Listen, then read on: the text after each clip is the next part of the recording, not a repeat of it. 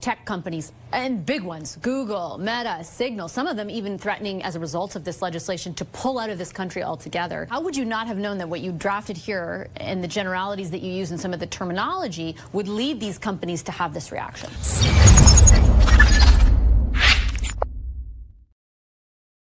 Our public safety minister went on CTV today trying to defend his bill C-22, and his comments needs to be addressed as, once again, he's not telling the truth. Welcome to the Political Orphans. My name is Nico Lavigne, and I'm joined by independent journalist Jason Lavigne for another episode of East Meets West. What's going on, man? A lot, to be honest with you, a lot. And that was a fantastic clip to start this episode with, because boy, did he look like a fool after Bill C-11 and 18. They got some pushback from tech companies. So they should have expected something like this with their broad reach on that one, on C-22. So I've been spending since Sunday, I've been doing a 5-part series that's turning into a 9-part series on Palantir, Internet of Things, data centers, why AI needs data centers. I'm going to continue next week because it's just so much content. Smart cities, because I used to develop them. Unfortunately, in my last job, I enabled smart cities, and I'm very happy that I got you on the show today because you come from the tech world too. I was a sales engineer, so I understand the technology, unlike the public minister. As you'll see, he does not understand what he's talking about, but it's awesome to have somebody else to explain actually what's going on in layman's terms, right? Because people don't understand technology. And because I did this for almost 20 years, it's my duty to explain it to people. And thank you for being here so that we can talk about this. And I figured that his interview that he gave CTV News today is the perfect place. Like, I chopped it down to about 5 minutes long, but you'll see there's a lot of stuff needs to be addressed because they complete lies, completely complete lies. Well, thanks for bringing me on. And you're right. Before I got into law and journalism, I was a software architect, platform architect. I was one of the guys that was playing on the cloud before it was called the cloud and before it was cool. So yeah, I understand these big systems, data centers, 151 Front Street, the data line that comes in there that goes to nowhere. I'm familiar with some of that stuff as well. And to see this come into place, and be treated as if it's no big deal. We just have a couple back doors. It's if you've got nothing to hide, then what's the problem? Is disgusting and gross. And I like the VPN, like Proton VPN, who's pushing back. They're saying things like, "Hey, if you have keys, then you don't even have encryption." So I like how this conversation's come to light, and a lot of people are talking about it finally, because security, privacy, and encryption is something a lot of Canadians either don't understand or don't care about. So it's about time we start talking about it. I couldn't agree with you more, and I'd even go further. We cannot think that big tech companies are heroes, because that's one of the points here. They're not fighting for us. They're fighting for their own platforms, because they will give. Meta has given our private information to governments. So has Apple. They have deals with the US government, and they have deals with the UK government that they will provide our information if requested properly. They just don't want them to have access to their softwares, to their platforms. And we're going to talk about that. But again, I'm happy you're here to be speaking about this, because it is not an easy, the biggest hurdle that I've been having all week is trying to keep it high level enough that it makes sense to people. But man, when you start talking about technology like Palantir, you start talking about algorithmic surveillance, face recognition, you start talking about predictive algorithmic technologies, it is not easy to explain. Data centers are not easy to explain, especially what's the difference between the traditional data centers that we're used to seeing for the past 20, 30, 40 years compared to the new AI data centers, because they're not the same thing. They're two different beasts. So yeah, if you're ready, man, we'll get started with the video, and interrupt me at any given time, because I do have a lot of comments on this video. So please interrupt me, start talking. I'll stop the video. to Sounds good. see what you got to say, because there's a Is there a lot to it. back door to this video that I can enter and see the metadata on it? Yeah, unfortunately, probably. So let's check this out. It's about half the video. I'm giving credit to CTV News because, funny enough, she was pushing back. Funny enough, you know you're in trouble. You know it's bad when CTV News is pushing back. This is a very complex issue. So what I understand is that tech companies, and big ones, Google, Meta, Signal, some of them even threatening as a result of this legislation to pull out of this country altogether, say that the regime that you have proposed essentially could open the door to, they call it a back door, to, the idea of encryption. So the idea that my communication is actually safe and actually private, an end run around that, which means that encryption no longer exists. How do you respond to that? And again, how would you not have known that what you drafted here and the generalities that you use in some of the terminology would lead these companies to have this reaction? So before I let him answer, it's important that we actually speak about the truth here, because that's why I started by saying big tech companies are no heroes here. The fact that they're selling the idea that metadata will weaken encryption is a lie. It's not true.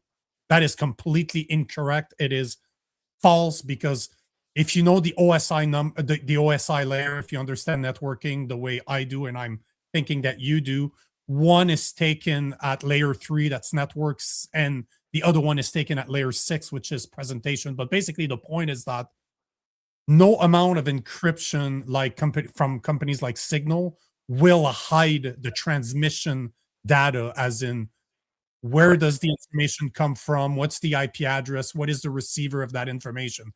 So first and foremost, big tech companies are lying. It has nothing to do with encryption, because that bill, as much as I hate that bill, we need to be honest, Bill C-22 does not weaken encryption. Yeah, think of it like an envelope, where the envelope itself, everything inside of it could be encrypted, but the outside, where your address, the to, the from, the routing, all that information on as it goes from point A to point B, is plain text, because it has to be. That's what the equipment uses to go ahead and route it through the internet. When you use something like VPN, people think you're completely secure at that point. You're not.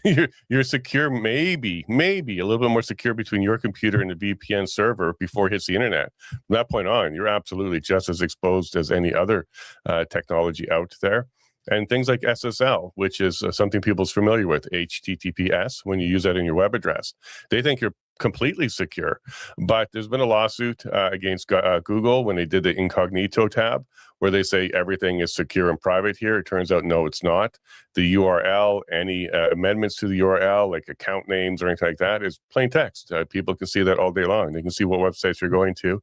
Maybe they can't see the photograph that you're looking at, but the content, the name, the .jpeg, everything before it, these are absolutely all in plain text, and you can see it out there. And that's just a small example of how, even if you think you're encrypted and safe and private, you certainly are not. And that happens with all of these platforms, because that's how the IP layer works on the internet. You're talking about the layers. That's how the IP layer works. It's open. It's open text. It needs to be, so that different networks can actually understand where the information come from and where it needs to go. Because guess what? There's not one world network. It's a bunch of networks interconnected with each other that accepts informations from one another and will forward information to other networks where they believe the information is supposed to go. So your envelope analogy, great analogy. I never thought about it explaining it this way, but that is absolutely true. So basically, your envelope that has your message content, your photos, your videos, your call attachments is not shown. Right. But that's not the metadata that they're looking after. They're looking on the transmission level. So another thing that is worth mentioning is that metadata is the real problem. We'll let him speak about this, but at the end of the day, this is my biggest problem with the way big tech is handling this. And they're showing to you that they really don't care about you, because none of them are addressing metadata. They're all talking about encryptions and backdoors. We'll explain backdoors when he gets to it, but they're not there to defend us. They're not there to help us. They're there to protect their own assets. That's all they care about. And people kind of use the argument, well, if you did nothing wrong, you got nothing to hide, right? But that's not how this works. Let's say I went to New York on Wednesday, I flew to Chicago on Tuesday or Thursday, and I flew to LA on Friday. And there just happens to be a murder in all three of those locations around the time that my plane was in there. Well, you can say, well, look, Jason was in New York, Chicago, LA. He must have done these three murders because we can tell his travel history. But I didn't. But it doesn't matter. Sometimes when you're charged, we like to think we're innocent until proven guilty. But you know how this works, especially in Canada. So if I go visit 3 different websites and then maybe even a cookie or something is left behind and has nothing to do with me, but I just went and saw some ad, and they start saying, well, this ad was also over here, and then the bad guy did that. You must be the bad guy because that guy was supposed to be anonymous, but you got the same ad, and we saw that on your computer too. That's kind of what we're talking about here, because you don't have to do anything wrong for them to accuse you on some things. And when it gets technical, this is where the courts fall apart. They don't follow along this stuff, Nico, at all. So they just believe whatever the expert from the prosecution will say. And they'll say, hey, look, this 1 in a million chance that this is on here and also on here. And I saw that actually transpired during the Coots trial. The judge couldn't get past the idea of metadata or temporary downloaded or your cache on your phone versus a download folder. The prosecution would say, if it's in the cache, that means he downloaded it and liked it and wanted to know that information. Whereas you and I both know the cache means as you're flipping through, say, Instagram, it's put into the cache so it could be displayed on your screen. It certainly does not mean you took an active interest in it, like downloading some pictures of guns. Your download folder, that might be a different story. But I saw in the court, they had no idea the difference between a cache and a download folder. And this was used as evidence against the guys in the Coos trial. And you'll see in the video how the public safety minister has no idea what he's talking about. Because even no surprise, even the host of the show, which doesn't know much more than he does, challenge him. It's very pitiful to watch because two very non-technical people are trying to argue about something that is extremely technical. Like the bills that they're presenting, like you look at a bill C8 and a bill C-22, they're extremely technical. That's why I know that I need to talk about it. And I'm about the only Canadians that breaks them down in return, because I used to sell that damn technology. It used to be my job to break that down for people so they'd understand. But you see that the reporters, the independent journalists, the people talking about Bill C-22 have no clue what they're talking about. They're really just repeating what each other are saying and what mainstream media is saying. But mainstream media and the public safety minister has no clue. So I'll just continue the video. But look at him, and he's just like, he's clueless. He's absolutely clueless. Yet he's the one selling us the idea that they need the information. So what I will say on encryption is that we will bring in amendments to ensure that encryption will not be compromised. So that will be clearly outlined in the bill. So my point exactly, that has nothing to do with encryption. He doesn't even know that the information they're asking for, the metadata, is not encrypted. Absolutely insane. What does that amendment look like? Like, what does it? Because this, what they're saying is you're asking for system changes. It's being drafted as I speak, but it will essentially satisfy the concerns that they have.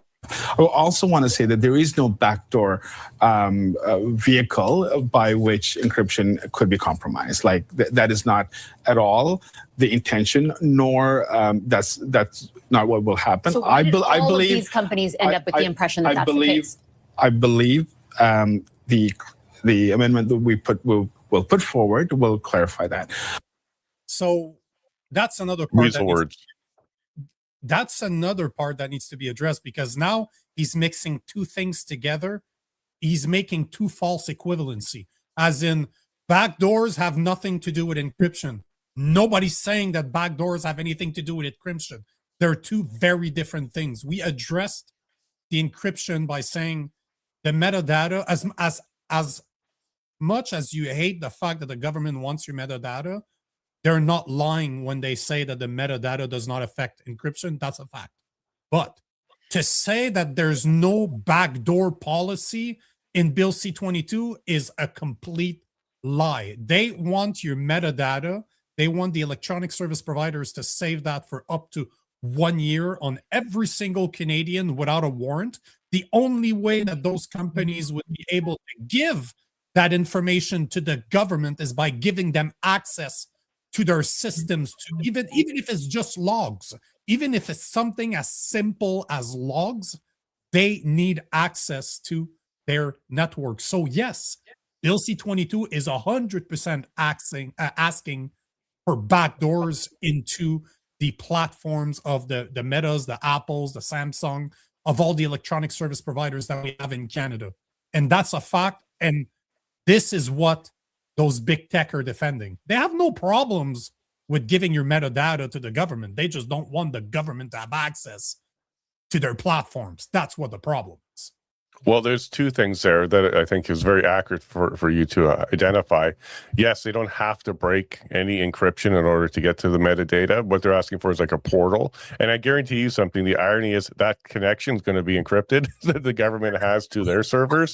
So they're not going to allow the metadata to leave unencrypted. That's kind of the irony here.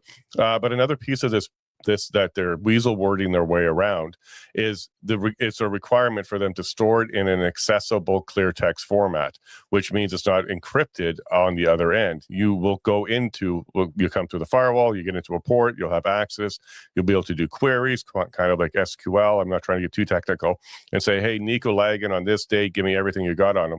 And they will be able to pull that, and you'll see everything Nico did on that platform. In addition to that, Nico, they're requiring, like you said, 1 year of this to be stored. And there's platforms out there like Proton VPN and other VPN providers where their market offering is, we do not keep logs. We do not keep this information.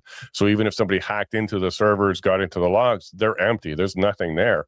So now the government's trying to force providers like that offer that kind of service to break their deal in the market and go ahead and do that. And that's why you're hearing Proton and other VPN providers saying, we will be forced to leave, because that's one of the selling features of our service. We do protect your privacy, which means we keep no logs, but the government wants them to start keeping those logs. So you're correct the way you put it in there. But I do think it's ironic. The connection to the portal to get access for the government, that's going to be encrypted. They don't want to see people knowing what they're doing when they're doing these queries and what kind of data they're pulling out. Signal said the same thing, that they don't keep logs, and that's why they're trusted. Funny enough, and another point that's ironic is that the most secure messaging platform is Signal. That's even the platform that MPs use in the government to talk to each other. They've been like, MPs have been coming out saying, if Signal leaves, who are we supposed to use? So that's very ironic. But Proton said it, NordVPN said it, and there's another one that said it too, that they will not break the privacy agreements that they did with their users, which is no logs.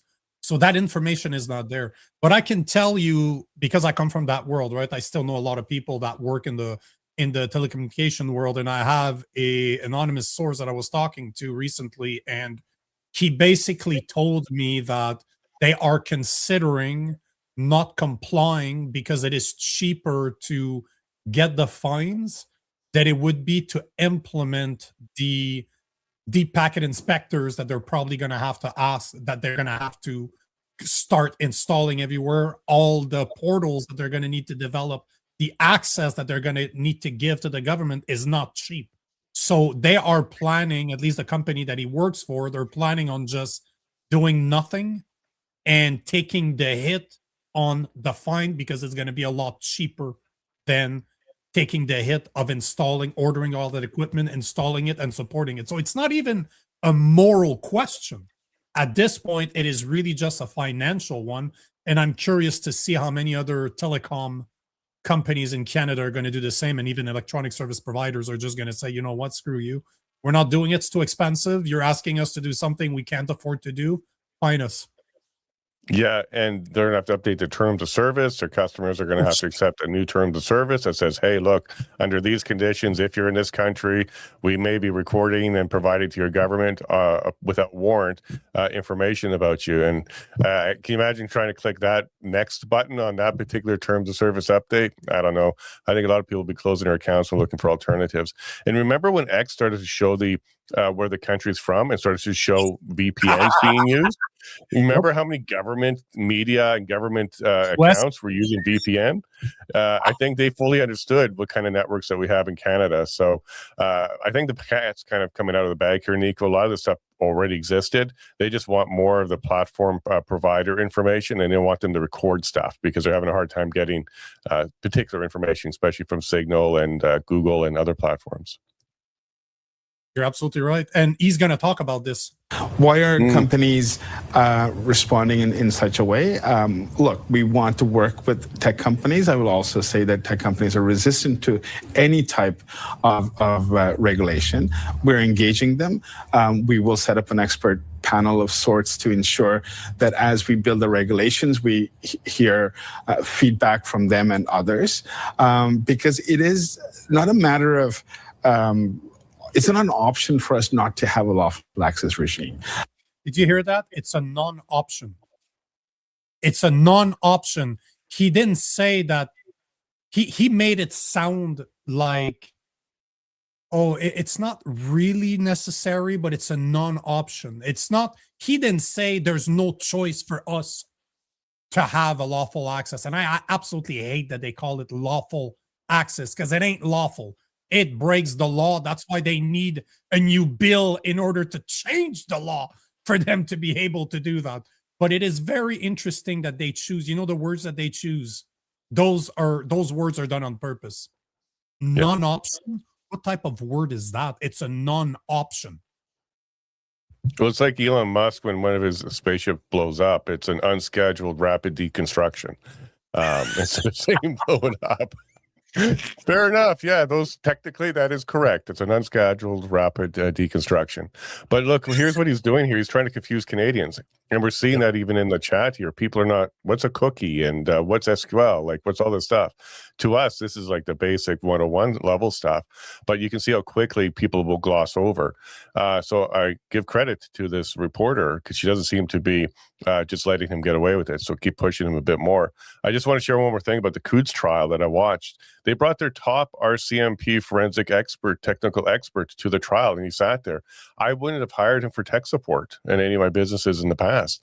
He was not knowledgeable. He was okay to be an expert in a trial and answer questions that sounded technical, but he kept messing up all the time. He kept getting confused over Android, over the OS, over Apple, and like he was just all over the place. And sadly, even though I brought that up to the lawyers on the defense side, they had the same glossed over look, like this is not something they understand either. And this is what we're going to end up with. We're going to have courtrooms full of these types of cases that are being tested, and nobody in there understands really what's going on. The one that sounds most technical is going to be the one that everybody believes, and that's going to come from the government. And you're absolutely right. And that is the biggest reason why I completely changed my content for the time being to be 100% talking about the tech behind what they're trying to say, because I don't know anybody in Canada that does what I'm doing right now because they don't have the knowledge. Yeah. The people talking about this stuff have no clue what they're talking about. So it's not just the people in the government. It's not just the judges. Is, as you mentioned, the average Canadian has no clue what that even means.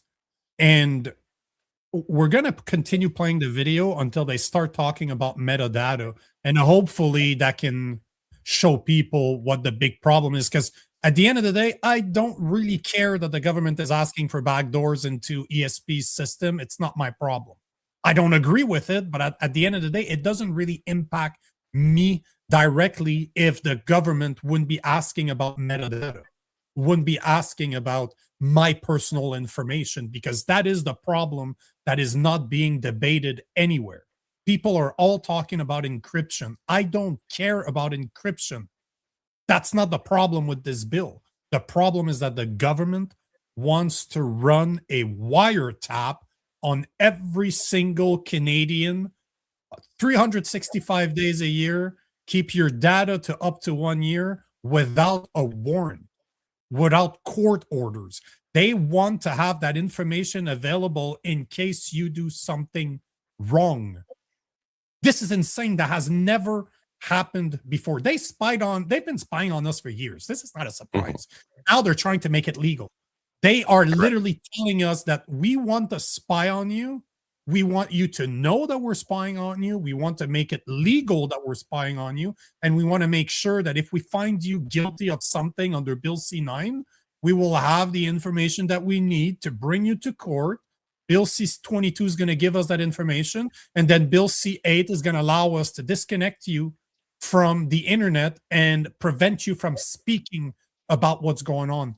This is what's happening. And, you know, people are outraged that this social media guy just got arrested and then he got put into a mental institution because a doctor at a cafe saw him and said that he needed to be committed. And when I'm reading this, I'm like, guys, what are you outraged about? What do you think Bill C-9, Bill C-8, Bill C-22, the new Bill C-63 is going to be about? Crushing dissent.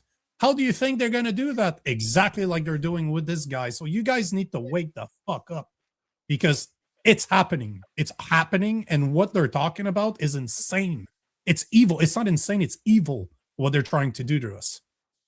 Yeah, and I want to kind of dovetail on what you just said there, because they have been doing this for a long time. Maybe not being able to force the platforms to keep logs on everything. That's another step in the direction that they need to get data for. But just recently, like a week or so ago, the Toronto Police, Ottawa Police, Halton Police, OPP, they all said, hey, look, we use cyber, what is it called now? Spyware, and we use it and we want to keep using it. There's one called Pegasus that's out there. And even on Signal, if your phone can display your messages, Pegasus can see it as well. They don't have to decrypt anything. They don't have to hijack your connection at all. It's software that goes onto your phone without a click. You don't even know it's there.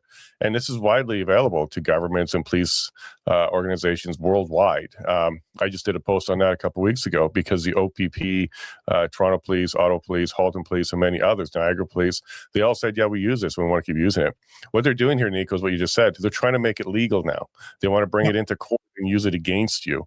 And we have evidence that they were using stuff like that in Coots because they had information pre-warrant that they shouldn't have had unless they were recording everybody's phones or they were accessing phones via Pegasus. So pay attention to that as well. This is just one of the steps. And also pay attention to digital ID. One of the things they want to make sure people have on the internet is a single ID. So when they're looking at these logs from all these different platforms, they can put it back to you. So pay attention to this. And again, you don't have to do anything wrong. You could be charged and accused and did nothing wrong. It's just they stitched it together to make it look like you did something wrong. And then you got to pay hundreds of thousands in a criminal court to try and defend it. And good luck, especially when it comes to tech stuff. Juries are going to gloss over. They're not going to understand this. So, and I watched that again real time at the Coos trial.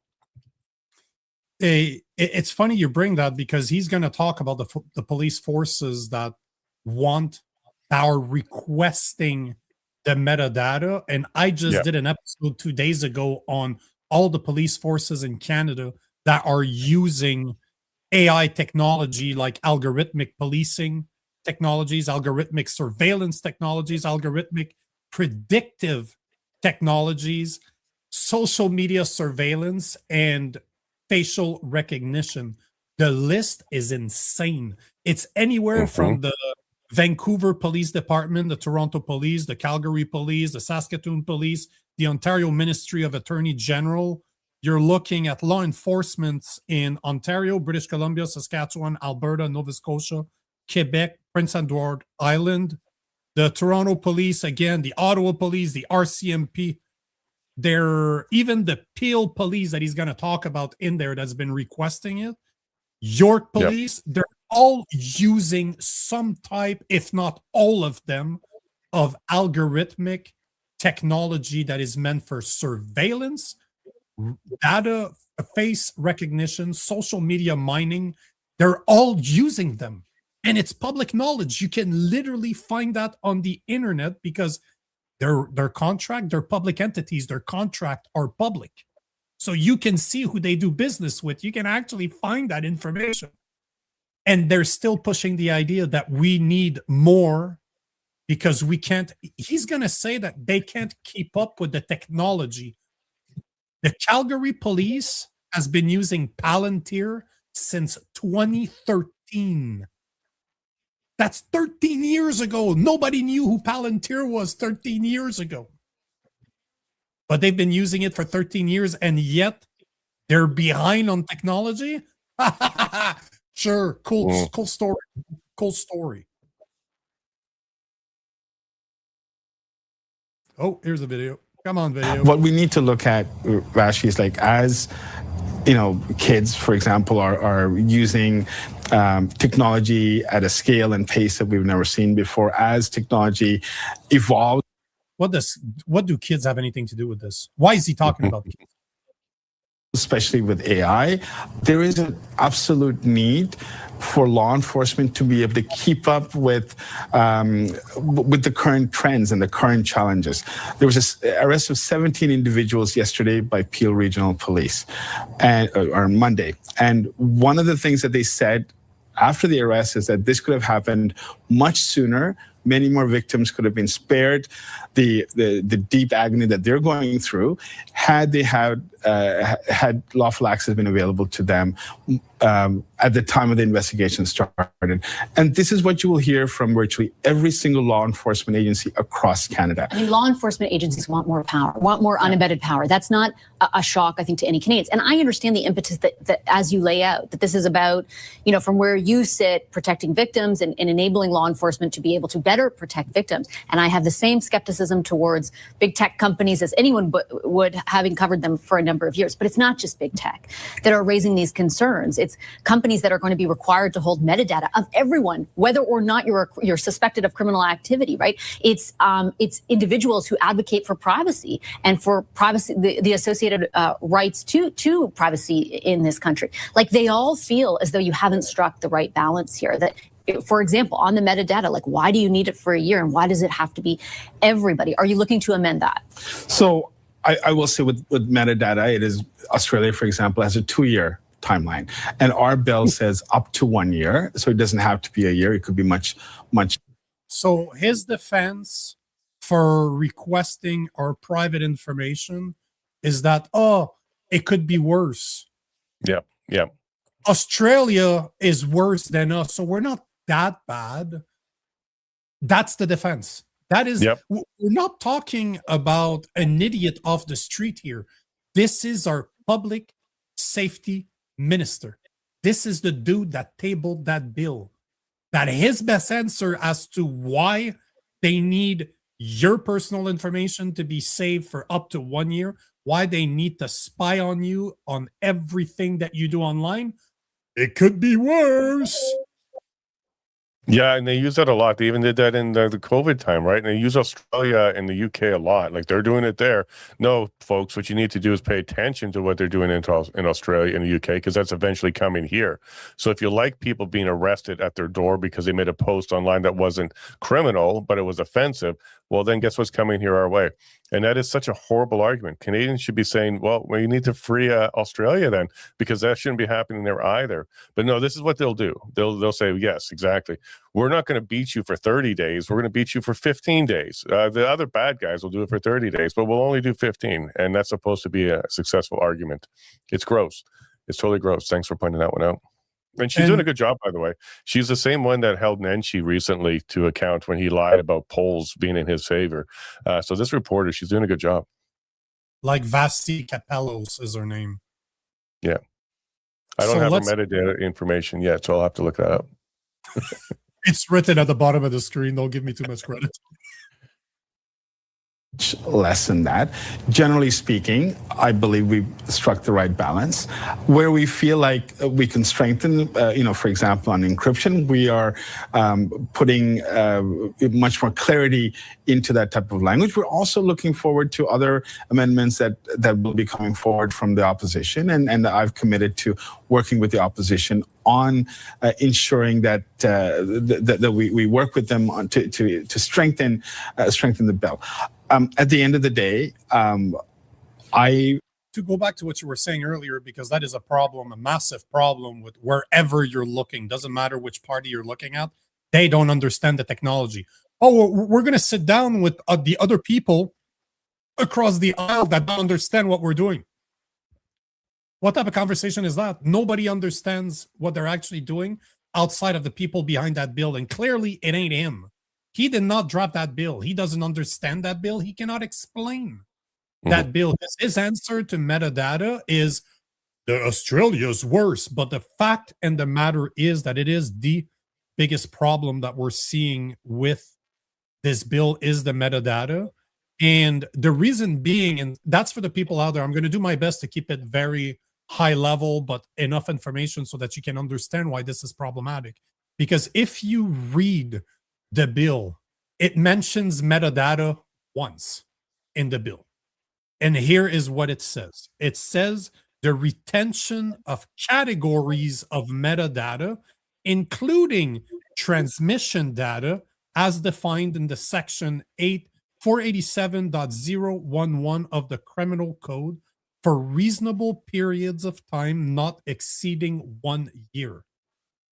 First, I verified myself. There's not one mention of metadata in the Criminal Code. So there's no definition in Bill C-22 of what metadata means, and there's no definition of metadata in the Criminal Code. Second, they refer to transmission data as defined in the Criminal Code. That's fine. It's defined there. We broke it down earlier what transmission data is. But if you read what it says, the retention of categories of metadata, including transmission data, it is not transmission data. The metadata that they're talking about is over transmission data. It is bigger than that because transmission data is part of one of the categories that their metadata is defined, yet we don't have a definition. So we're really sitting on a bill that does not define the most important word of that bill, doesn't give a definition, doesn't tell us what it means. And even if you go online right now, type in metadata definition, you're going to get 10 to 20 different websites telling you similar stuff, but stuff that is completely different. So what's stopping them from changing the definition of metadata that does not exist in their own bill and say that removing encryption from signal messages is absolutely required now because we need to see the payload of the message. We're not just looking at the transmission data. We want to know, to go back to your envelope principle, we don't just want to see where the letter's coming from and where it's going. We want to see the text that's inside. We want to see the letter. We want to see the photos. We want to see the USB drive with videos on there. We want to have all the information because it's stipulated in Bill C-22 that we need the metadata safe to up to 1 year, but we're not going to tell you what metadata actually means, and the Criminal Code does not have that definition either. And also the big thing people should be concerned about here is this is much like gun laws, because criminals are not going to care about this. Do you really think criminals are going to start using these platforms that are opening up to metadata and queries by the government? No, they're going to build their own peer-to-peer apps. They're going to ignore these platforms altogether. Criminals are going to do what they do. They're going to be criminals and do things otherwise. This is for everybody else. And when she asked a question about everybody, like you're going to record everybody's metadata, the answer should have been, you know what, here's the compromise, here's the balance. When we get a criminal court warrant, then we'll send it to these platforms, and then they'll start recording the metadata of that particular person. Yes, they should have the capability to do that after a warrant is issued. We're not going to blindly just record everybody. And if you remember Snowden, when he whistleblew, this is what he whistleblew about, that all Americans' metadata on their phone calls and emails and other data was already being collected. And that was enough to cause the U.S. government to have to do a bunch of inquiries into the NSA and say, hey, wait a minute, what are you guys doing? You're not allowed to do that. FBI is internal, CIA is external, NSA is not supposed to be blanket recording everything. But this is exactly what they're talking about. They're going after everybody. And this is part of the pre-crime that they're trying to do. Get this information in case one day you might do something down the road. Because criminals are just going to make peer-to-peer apps that are peer-to-peer encrypted, and they're not on a platform. They're their own little network thing. And that's where they're going to go. If actually, frankly, they're already there. So this isn't an argument where you can say we're trying to catch the terrorists and the bad guys and organized crime. They're already off of these platforms. You think they use Facebook Messenger to talk to each other about committing crimes? No. This is going to be because you talked about the government bad behind the scenes, and you and I did something and say, hey, we're going to do a show, we're going to expose them, and they want to know that. That's what this is about. This is about average citizens doing things the government doesn't like, not illegal, but something the government doesn't like. That's who this is for. It's not for the criminals, as they're going to probably lay out here shortly. And the fact is that they already have access to that information if they have a court order. Correct. That's the thing people are not paying attention to. This is without warrant. 20 years ago, when I started my career, we would have RCMP agents, we would have police officers in Ottawa, because I worked for Telecom Ottawa, which back in the days, we didn't have one big or 2-3 different companies owning all the network in Canada. You had a bunch of little telecommunication companies that were owned by the cities and ran by the cities, but because it's a physical, it's wiring at the end of the day. So you needed to install it. They would install it at the same time as electrical posts. But the point is that we would have police officers every now and then show up to the office. They would talk to my team lead because he was responsible with dealing with them, but they already have the access to that information. If they have a court order, ESPs, like electronic service providers, will already provide that information. So what they want is already available to them, and they can easily get that information. The same way as they can get the information from the Apple, the Metas, the Samsung of this world. If they need information, specific personal information about one of their users, and they have the court information, they have a court order for it, those companies already give it to them. They don't want to say that out loud. That's why you're not hearing any of those companies saying, why are you asking for this? We're already providing it for you, because they don't want people to know that, but they are. So this is all a lie in order to do exactly what you said, to get information about regular Canadians that are not going to hack the system to protect themselves, because they don't even understand what metadata actually means, so they can't protect themselves against this. This is just one other way with predictive algorithmic softwares to predict what you're going to do. And just like Minority Report, people are going to start getting arrested for pre-crimes they never committed because they fit the pattern.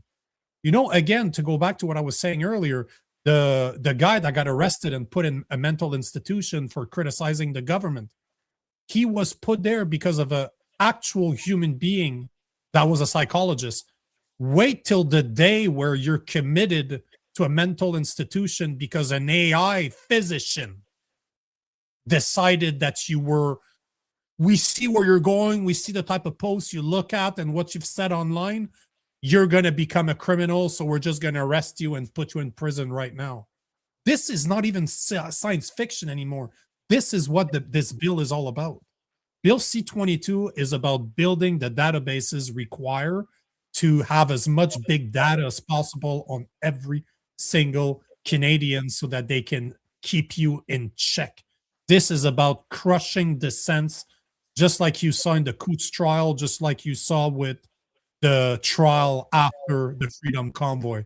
This is crushing dissent to make sure that one visit from the police saying, hey, we know what you're doing online, people will stop. You're seeing it in the UK. This is exactly what's going to happen.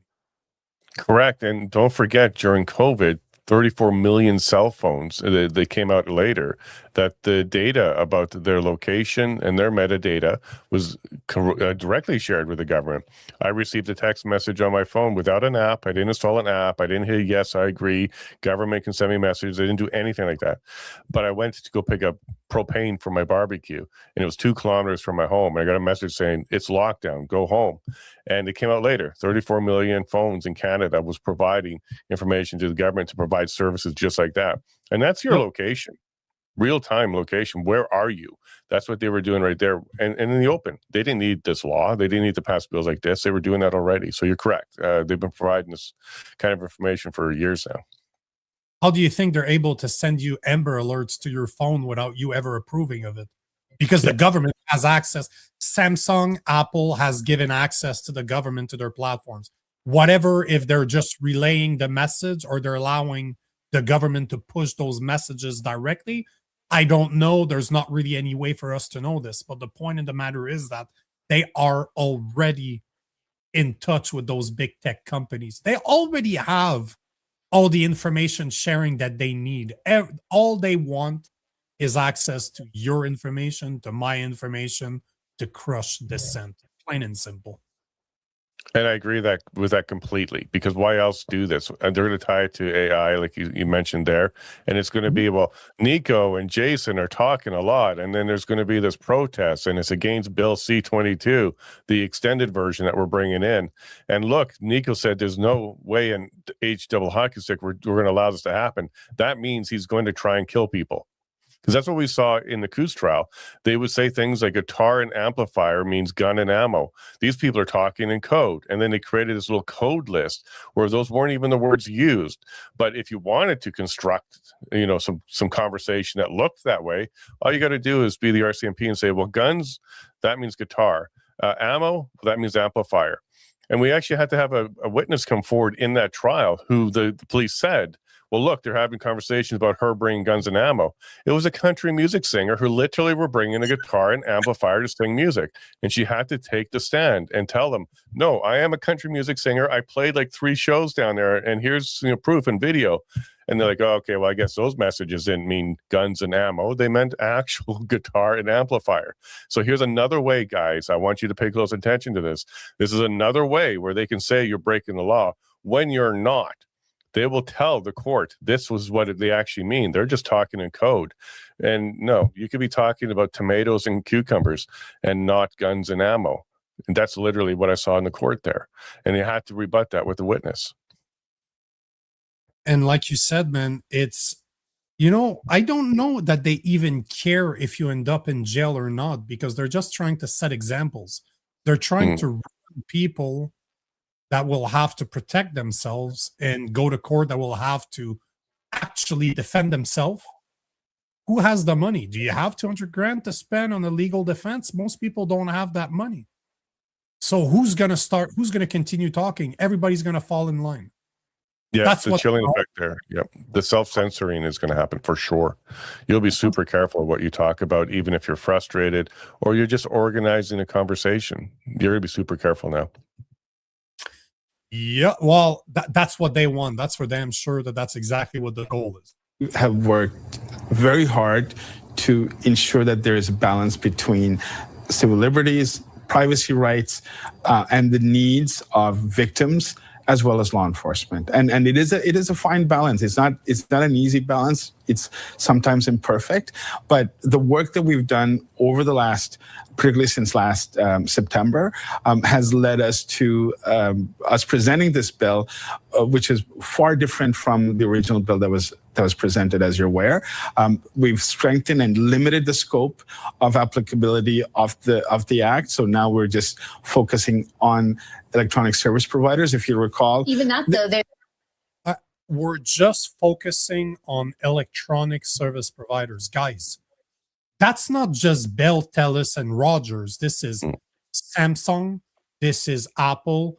This is Meta. This is Signal. This is any social media platform. This is any messaging platform. This is basically any website that sells services online. This is any technology that connects to the internet. Your Alexa, your smart TV, your laptop, your smart fridge, all your car, everything today that has an internet connection is considered an electronic Correct. Service provider as per Bill C-22.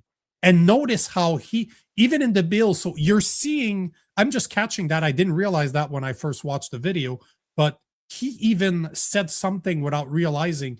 He did not say core providers as mentioned in Bill C-22, because under the core providers, it requests them the metadata.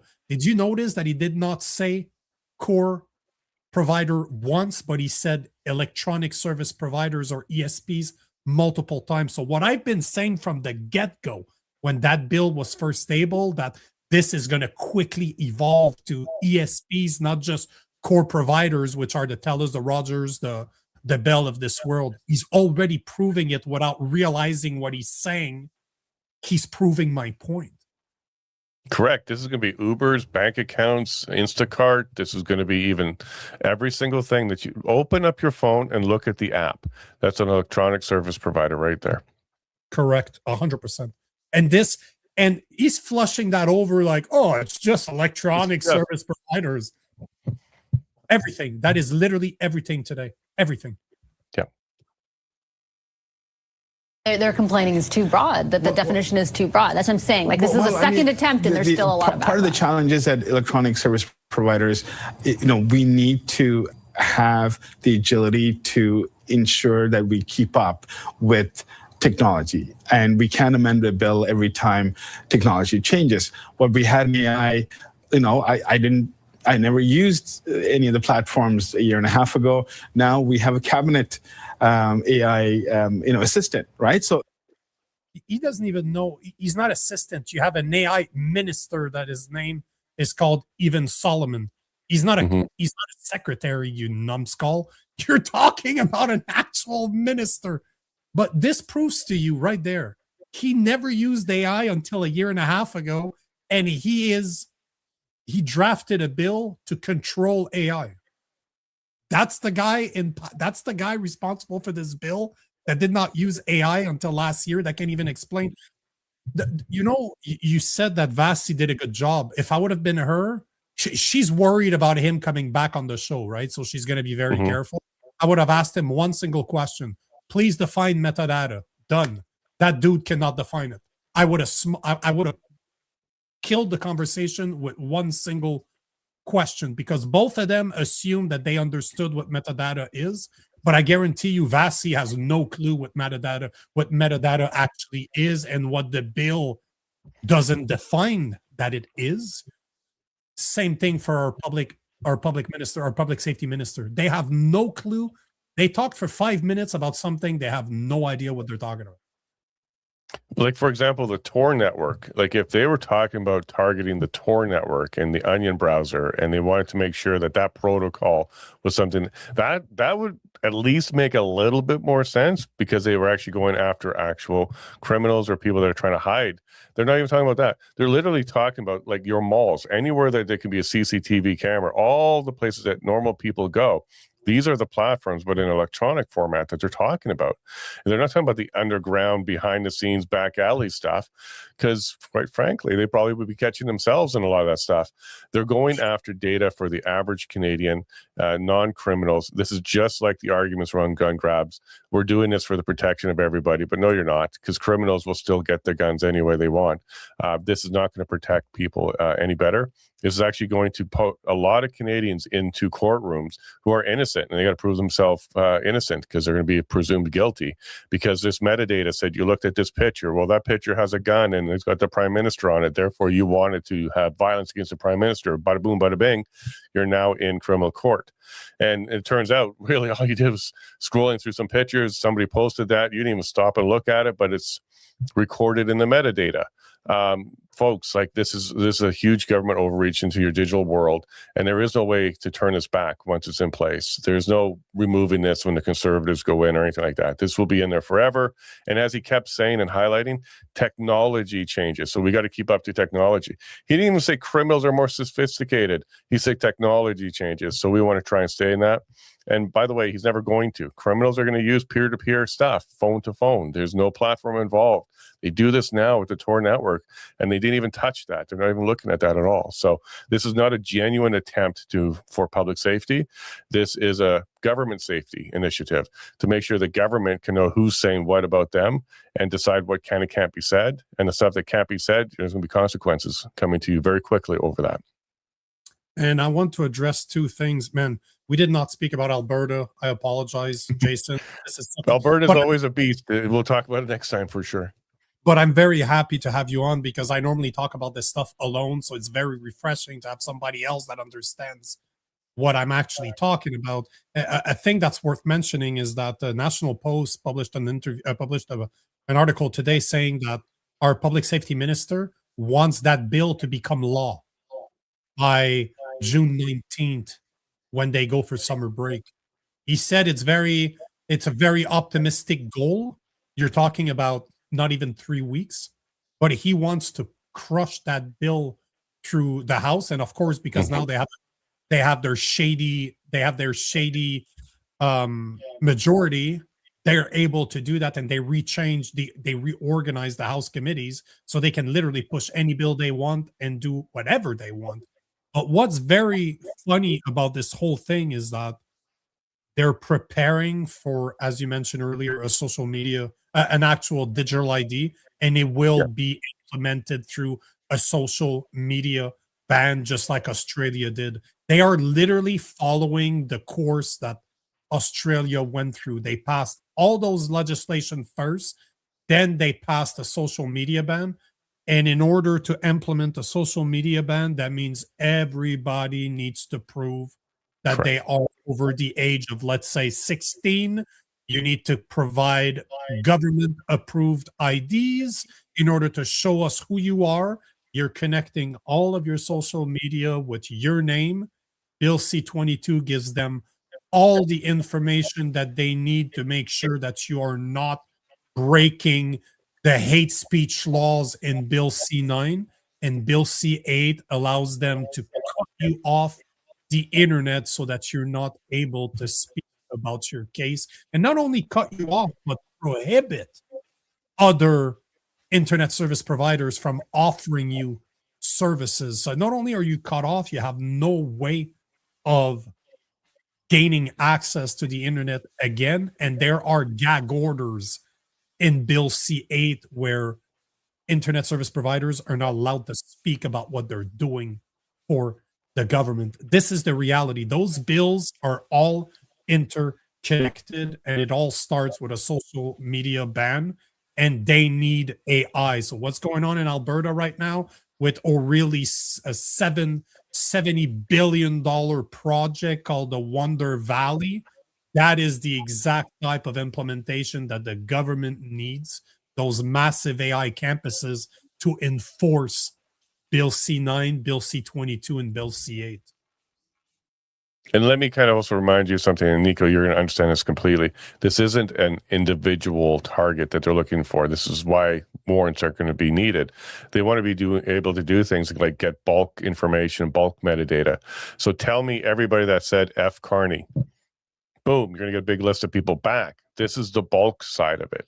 They're not going after Jason Lavigne. Let's see what he says. They're like, if anybody says this, I want to know about it. All right, so now that we got the list of all these people that said F. Carney, how many of them were in Ottawa during this period and this period? Okay, we got that list. Let's cross-reference them. All right, how many have a bank account at the 5 major chartered or Canadian banks? Okay, boom. Well, then let's shut down those bank accounts. That's how this is going to work. Like, they wish they had these kind of tools during the convoy, because they would have targeted a lot more people. They don't need to know that Jason Lavigne has a bank account. He was in Ottawa and he said F. Carney.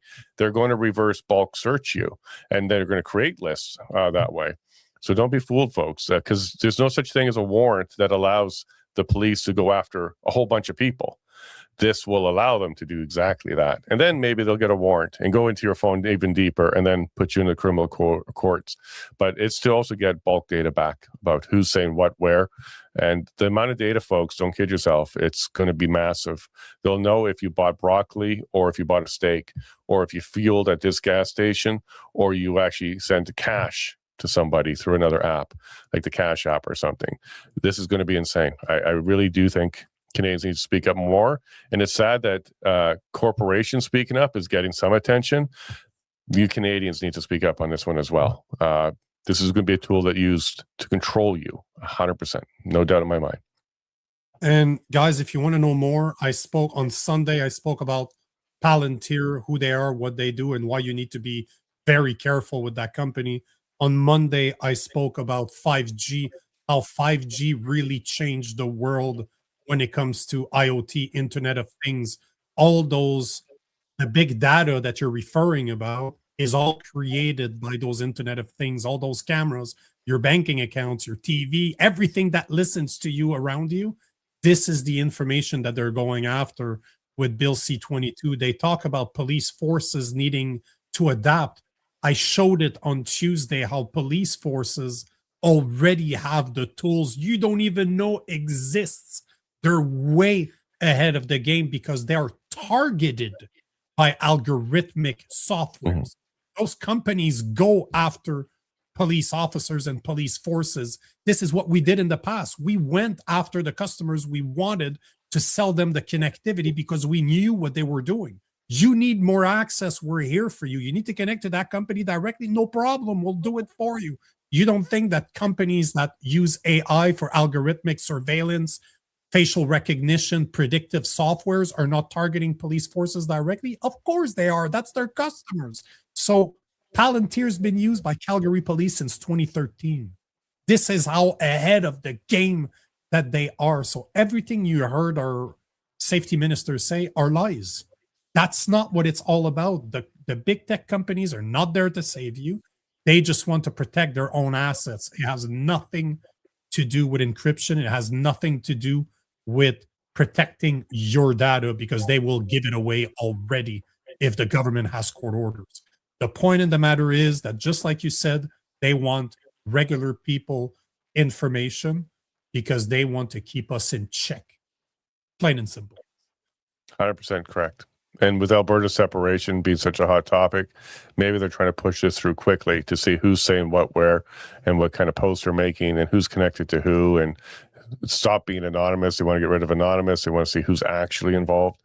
You can't hide behind a handle anymore. They're going to connect you. They're going to know who you are. And they're going to do that to kind of quash the conversation. These conversations will be a lot harder to get access to that you and I are having right now because people are going to be worried about tuning in. Just tuning in is going to put your metadata connected to us. So they're going to be doing stuff like that. So we can expect our audiences to drop because a lot of people are not going to sign up and get a digital ID.